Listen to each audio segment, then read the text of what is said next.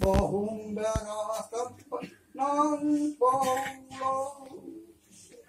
mà cái ngọc ra quăng cây chủ tập quang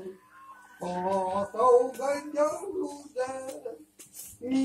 gió cái bên này gió cái nơi liền kêu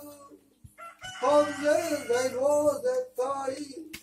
bò hè điêu dơ thằng ngầm lăng lên bò hè điêu dơ thằng ngầm lăng lên and he like an ari rom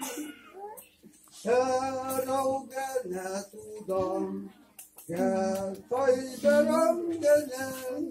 lòng cái lúc mơ ra tôi ra nếu đi ra ngóc lù đó cả ngọn đất kêu tình duyên của bạn cả ngọn đất kêu tình duyên của bạn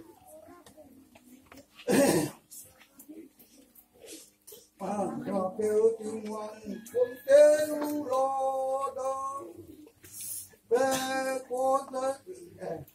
có cái lúa để ông đủ ta tình đi đến đi nó nuôi hết đều cùng lu nuôi nói mà về đón cái thì cái ăn nuôi phải đủ ngon thì cái ăn nuôi phải đủ ngon đã tuân mong về con nói bom đủ đây nhà đồ họ thấy nó đây nhà đồ ai mình ngang qua đi bỏ cùng người ta phân bãi nằm này ra cái đặc ai đây kia họ đây kia họ đây hành trình anh kia họ đây nằm ở đây